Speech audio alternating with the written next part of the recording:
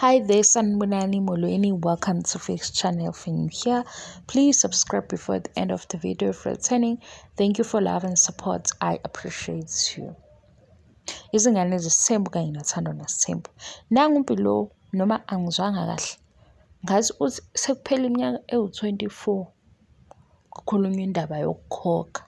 24. Phela uMacele kade eqeda iminyaka ewu-20 sikhona. Besimemile ku-season 6 uLwandle mdala ukunoMpilo, uMpilo ulandela uLwandle. Manje ngabe kulokhu kusho ukuthi uMaMpilo wacishwa aba number 1 wafika before uMacele.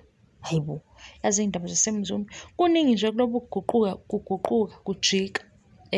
Sikuba sithi sisabambe lokhu sahamba nabo sisalandela indaba yabo isiyashintsha. Akaze-ke kodwa kukhulunywe ngoMakaMpilo nesimo sakhe. Kufike nje uMpilo ukuthi ena7 lawa amakhumalo aqale ukuhlala naye emkhulisa.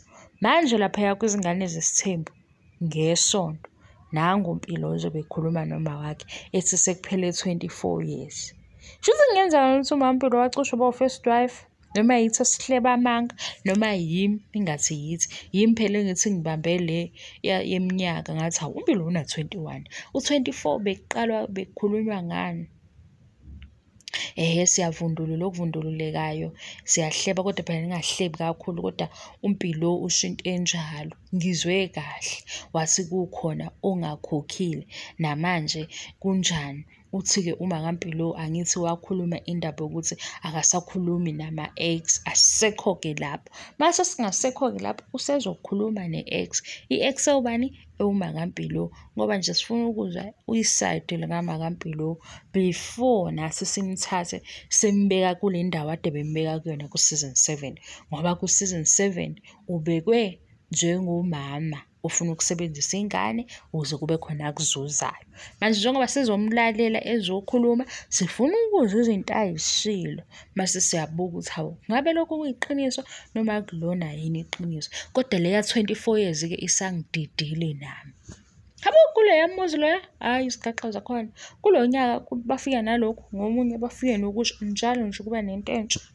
Mase nithi yimi-ke senixabana nami engabe phela nani niyalandela lapha kuMzansi Magic nilalele ngempela ukuthi indaba yabo ishintsha njalo. Kodwa phela kwenzelwa thina.